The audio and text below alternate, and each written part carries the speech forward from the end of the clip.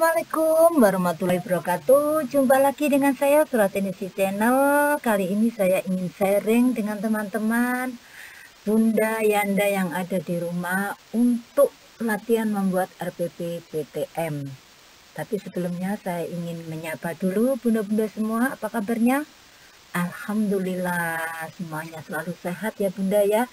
Saya doakan bunda dan Yanda yang setia dengan channel saya selalu dilimpahi rezeki, kesehatan, kesuksesan, dan kelancaran dalam menjalankan tugasnya.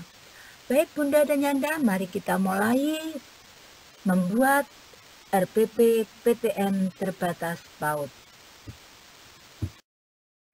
Seperti yang sudah saya sharingkan kemarin, ketika panduan membuat jadwal pembelajaran, kali ini saya mau mengulang kembali bahwa pengertian dari PTM terbatas adalah kegiatan belajar mengajar yang dilaksanakan melalui tatap muka antara peserta didik dengan pendidik secara terbatas dengan protokol kesehatan yang ketat. Di sini tetap orang tua atau wali murid yang memilih pembelajaran tatap muka terbatas atau PJJ. Jadi yang menentukan nanti orang tua. Di sini kan ada dua pilihan ya, campuran sama PJJ. Jadi pembelajaran tatap muka terbatas di sini bukan murni pembelajaran tatap muka terbatas, tapi campuran atau blended dan PJJ. Sedangkan dalam kegiatan pembelajaran, aktivitas atau kegiatannya di sekolah sesuai dengan protokol kesehatan 5M. Jadi tidak lagi 3M tapi 5M, yaitu memakai masker, mencuci tangan di air yang mengalir, menjaga jarak, menjauhi kerumunan, dan mengurangi mobilitas. Jadi ketika kita membuat aktivitas atau kegiatan bermain untuk anak-anak, tetap gurunya, pendidik, ataupun anak-anak tetap memakai masker. Sebelum masuk kelas mencuci tangan di air yang mengalir, dan bangku sudah diatur jaraknya 1,5 meter. Tidak bergerombol, jadi ketika mau masuk atau ketika pulang jarak harus diatur dan mengurangi mobilitas. Artinya begini, kita tidak mengajak anak-anak bermain misalnya kegiatan olahraga ya di luar atau menari. Untuk sementara yang menimbulkan sentuhan itu kita hindari dulu. 50% artinya apa? Artinya jumlah siswa yang masuk di dalam kelas saat itu maksimal 50% dari jumlah siswa sesungguhnya. Jadi misalnya dalam sehari-hari ketika reguler jumlah siswanya itu ada 30. Nah, ini separuhnya berapa? Jadi ini maksimal ya Bunda ya. Untuk SD, SMP, SMA maksimal dalam satu kelas adalah 18 anak. Ini maksimal, tapi ada idealnya ya. Sedangkan untuk TK atau PAUD itu maksimal 6-7 anak, tapi idealnya 5 anak dengan tempat duduk berjarak antara bangku satu dengan yang lainnya 1,5 meter. Terus untuk durasi waktu juga ditentukan oleh satuan pendidik. Nah, untuk durasi waktu di PAUD harus disesuaikan dengan kondisi dan situasi baik sekolah ataupun anak dan peserta didik. Nah, kalau misalnya satu hari ketika reguler itu anak-anak belajar selama 3 jam, nah kita 50%-nya berapa? Ini yang mengatur guru kelas sendiri sama satuan pendidik. Sedangkan untuk materi pembelajaran itu difokuskan ke materi yang esensial, yang paling penting, prasyarat, dan pengembangan karakter siswa atau anak, juga kecakapan hidup. Ini yang harus dipegang ketika Bunda dan Yanda semuanya mau menyusun RPP atau materi kegiatan main. Seperti yang saya sebutkan tadi bahwa kegiatan pembelajaran anak-anak yang dipilih orang tua ada 2 ya, campuran atau PJJ. Kalau campuran berarti ada PTM-nya, di situ ada PJJ-nya, yaitu nanti kita akan memakai blended learning. Nah, apa itu blended learning? Blended learning itu adalah kegiatan ketika di sekolah atau di kelas aktivitasnya high order thinking. yaitu ada diskusi, presentasi, interaksi langsung. Dimanfaatkan sungguh-sungguh oleh guru ketika bertatap muka atau bertemu anak. Berikanlah kegiatan main yang benar-benar bisa menjalin komunikasi dua arah antara guru dan anak. Sedangkan kegiatan yang ada di rumah, siswa mempelajari materi dan rekaman penjelasan secara mandiri melalui video pembelajaran, baik yang dikirim ke WhatsApp atau WhatsApp Group ataupun di channel YouTube.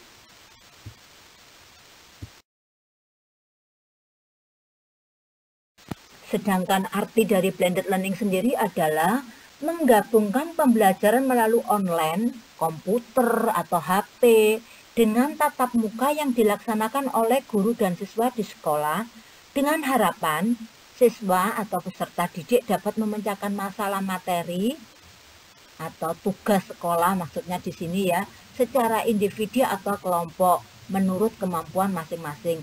Tapi kalau di PAUD tidak ada kelompok ya ketika kita nanti melaksanakan PTM, karena kita seperti alasan yang sudah saya share di panduan menyusun jadwal pelajaran ya, kalau untuk kelompok itu belum siap kelihatannya untuk PAUD. Nah, di sini blended learning ini sudah saya ringkas demikian rupa supaya pengertian ini bisa diterima Bunda dengan Yanda. Intinya kita memanfaatkan IT, teknologi, baik itu melalui komputer atau HP Android. Jadi di sini kita gabungkan. Nah, ini yang kita tunggu-tunggu. Sekarang kita akan praktek langsung membuat RPP Blended Learning. Nah, ketika kita mau membuat RPP Blended Learning, kita tetap harus mencantumkan identitas kita ya. Di sini ada satuan pendidikan, misalnya karena saya di TK Negeri Pembina, saya tulis TK Negeri Pembina. Karena saya masuk di kelas kelompok B, saya tulis kelompok B usia 5-6 tahun. Nah, saat ini yang ingin saya bahas atau saya contohkan ke Bunda dan Yanda yang ada di rumah yaitu tema diri sendiri, subtemanya Panca Indera. Semester 1 di minggu ketiga tahun pelajaran 2021-2022. Hari tanggalnya saya pilih di Senin tanggal 2 bulan Agustus 2021. Ini hanya contoh ya, nanti bunda-bunda membuat sendirilah dari awal, misalnya diri sendiri. Kalau memang mau memakai tema diri sendiri kan awalnya identitas, setelah itu anggota tubuh, setelah itu panca indera ya.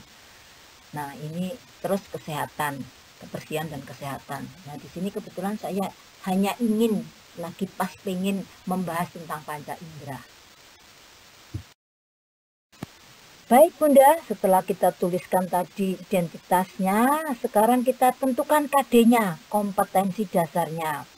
Kalau sudah ketemu, sekarang tujuan pembelajaran yang ingin kita capai apa saat ini?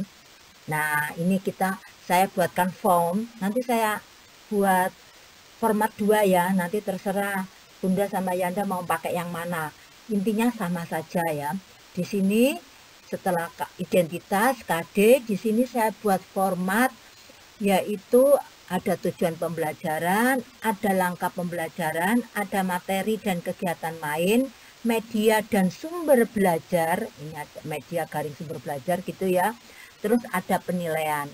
Nah, tujuan pembelajaran di sini saya ingin karena hanya 1,5 jam ya, kalau 3 jam kan separuhnya 1,5 jam, jadi saya tidak banyak memasukkan tujuan pembelajaran di sini. Yaitu anak bersyukur atas ciptaan Tuhan, anak bersikap mandiri dengan membuat masker dari tisu, anak dapat menghubungkan gambar dengan pasangannya, anak dapat mengumpulkan gambar dengan tulisan, dan anak dapat menyanyikan lagu Panca Indera. Nah, PTM dan PJJ, di sini langkah pembelajaran. PTM itu pembelajaran tatap muka, berarti anak langsung bertemu dengan guru, dan PJJ anak belajar di rumah. Jadi di sini yang PTM itu maksudnya di sekolah atau di kelas bersama bu guru. PJJ ini berarti belajar mandiri di rumah.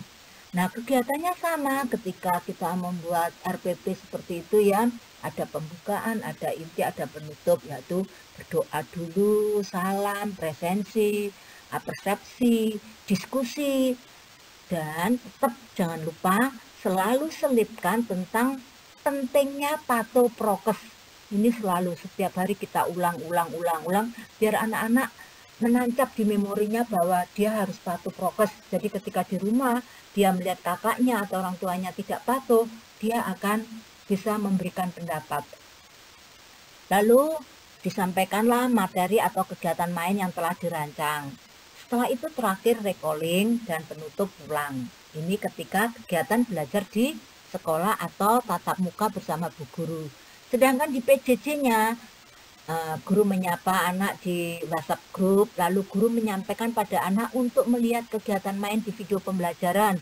Mungkin video pembelajarannya di-share di WhatsApp atau WhatsApp group, atau anak-anak digiring ke channel YouTube. Kalau kegiatan mainnya ada di channel YouTube, jadi linknya disertakan.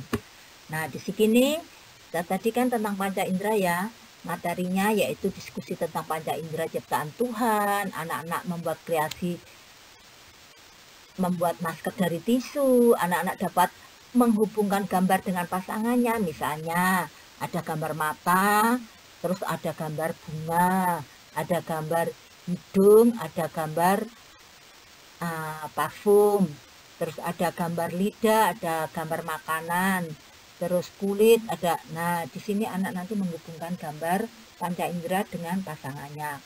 Terus keasaran awal anak-anak dapat menghubungkan gambar dengan tulisan. Contohnya ada gambar mata, hidung, panca indera kan 5 ya. Mata, hidung, telinga, lidah, dan kulit. Lalu di sini ada tulisannya. Kita acak ya, telinga, hidung, kulit, dan anak-anak mencari lalu menghubungkan. Terus kemudian anak-anak diajak menyanyi lagu panca indera. Medianya dan sumber belajarnya apa? Gambar panca indera, tisu, gunting, tali, LKS, krayon mungkin, video pembelajaran, WhatsApp, YouTube, HP, monggo ditulis di sini.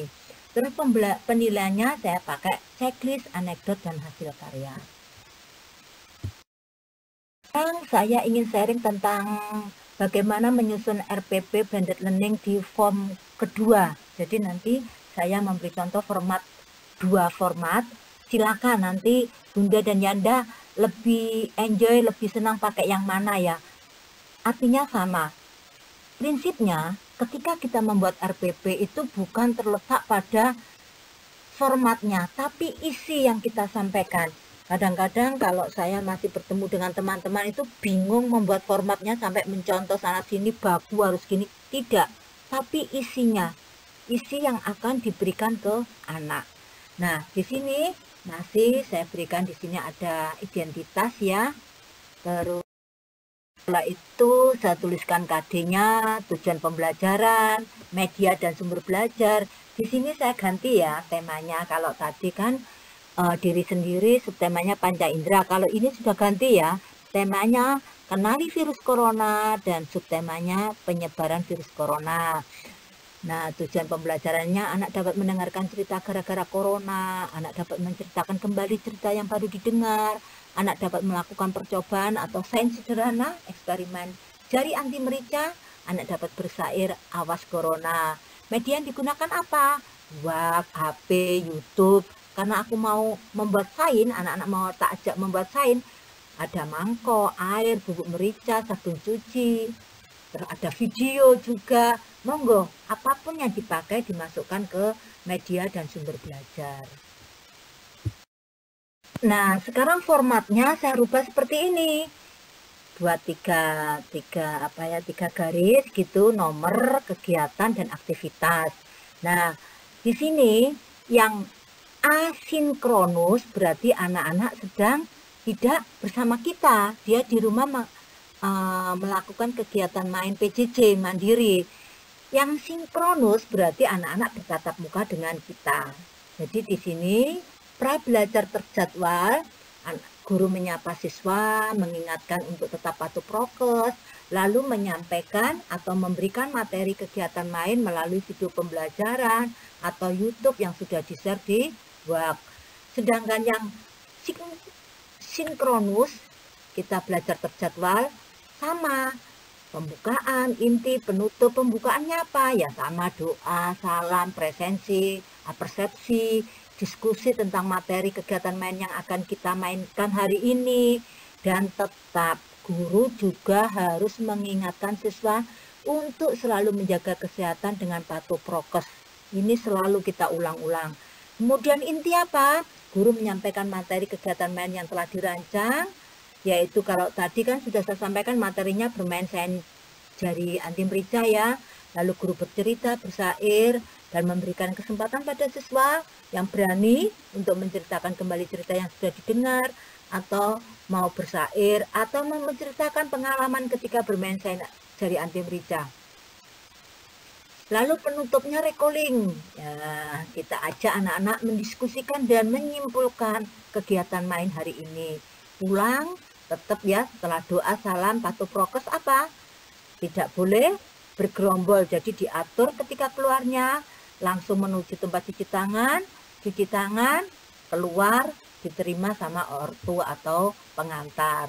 Nah, di sini yang asinkronus, pasca belajar terjadwal, kita sampaikan ke mereka bahwa anak-anak setelah berkegiatan main, hasil belajarnya boleh dikirim lewat WhatsApp grup, boleh berupa foto, boleh berupa video. Jadi seperti ini ya.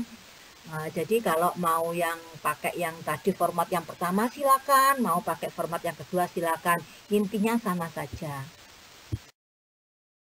Oke, bunda-bunda dan yanda semua yang sudah setia dengan Surat Ini Channel dan sudah mengikuti sampai terakhir, tidak skip-skip, karena kalau skip-skip itu ada yang hilang, karena ini kan saling berkaitan supaya kita benar-benar paham. Saya ucapkan tetap semangat untuk belajar dan berbagi, dan apabila video saya ini bermanfaat, jangan lupa share dan subscribe. Terima kasih, salam sehat dari saya. Wassalamualaikum warahmatullahi wabarakatuh.